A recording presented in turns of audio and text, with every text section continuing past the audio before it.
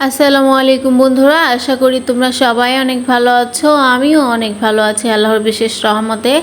আজকে আমি তোমাদেরকে কচুরলতির ভর্তা করে দেখাবো। আর কচুরলতি তো তোমরা বিভিন্নভাবেই খেয়েছো, এভাবে যদি না খেয়ে থাকো তাহলে অবশ্যই এই রেসিপিটি করে খাবে। একদম ক্রাশ খাওয়ার মতো এই রেসিপিটি।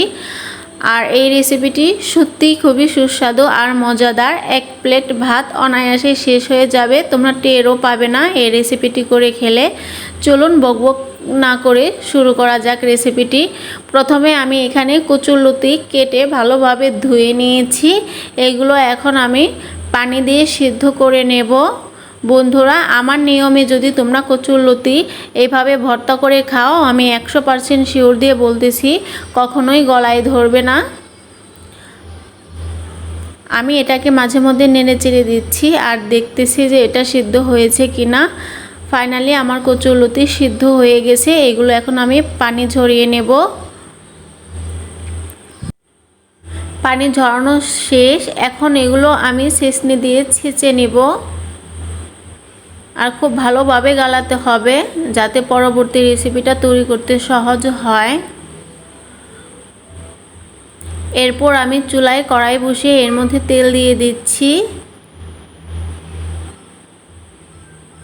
আর দিয়ে দিচ্ছি কালি জিরা। এখানে আমি হাফ চামচের মতো কালি জিরা দিয়েছি। দিলাম 2টা তেজপাতা আর দিয়ে দিচ্ছি রসুন। এই রেসিপিটি করতে গেলে রসুনের পরিমাণটা একটু বেশি দিতে হবে। আর দিয়ে দিচ্ছি কাঁচামরিচ, পেঁয়াজ কুচি। রসুনের পরিমাণটা বেশি দিলে গলায় ধরবে না। আর যে কোনো কচুই রান্না করেন না কেন রসুনের পরিমাণটা একটু বেশি দিবেন, তাহলে গলায় ধরবে না। আমি এগুলো হালকা ভেজে নেব। মাঝে মধ্যে মুখের রুচি ফিরিয়ে আনার জন্য ডিফারেন্ট কিছু তৈরি করে খাওয়া ভালো। আর ঈদের পরে পোলাও মাংস খেতে খেতে মুখের রুচি একেবারে কমে গেছে, এজন্য আজকে আমার এই রান্নার আয়োজন। আর এই রেসিপিটি আমার হাজবেন্ড অনেক পছন্দ করে, তাই তৈরি করলাম। ভাবলাম তোমাদের সাথেও একটু শেয়ার করি।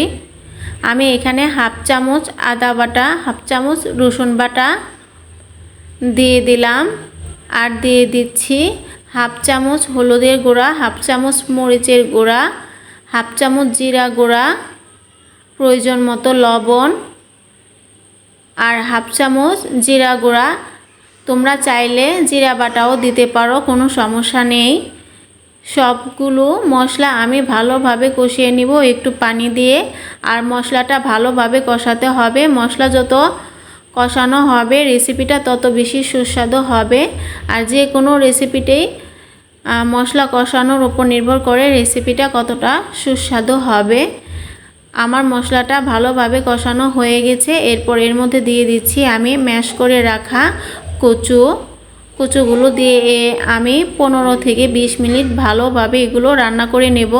এখানে এক্সট্রা কোনো পানি অ্যাড করব না, আমি সামান্য লেবুর রস দিয়ে দিলাম এটার স্বাদ বাড়ানোর জন্য। আর এই কাজটি খুব ধৈর্য সহকারে করতে হবে, নিচে যাতে লেগে না যায় সেদিকে খেয়াল রাখতে হবে। একটু পরপরই নেড়ে চেড়ে দিতে হবে। বন্ধুরা, আমার এই রেসিপিটি তোমরা একবার হলেও ট্রাই করে দেখো। আর যদি ভালো লাগে তাহলে আমার চ্যানেলটি সাবস্ক্রাইব করে যেও। আমার কচুরলতি হয়ে গেছে আর দেখতেই পাচ্ছ এগুলো দলা পেকে যাচ্ছে, তেল ছেড়ে দিয়েছে। এরকম হয়ে গেলেই বুঝতে হবে যে রেসিপিটি তৈরি হয়ে গেছে। আর আমার এই রেসিপি যদি ভালো লেগে থাকে তাহলে অবশ্যই একটি কমেন্ট করে জানিও যে আমার রেসিপিটি কেমন হয়েছে। বন্ধুরা, আমার এই রেসিপিটি শেষ। দেখতেই পাচ্ছ কত ইয়ামি লাগতেছে। ঠিক এটা দেখতে যেমন সুন্দর হয়েছে, খেতেও দারুণ। তাই তোমরা একবার হলো এই রেসিপিটি ট্রাই করো আর আমাকে কমেন্ট করে জানিও যে আসলে রেসিপিটি কেমন হয়েছে। আল্লাহ হাফেজ।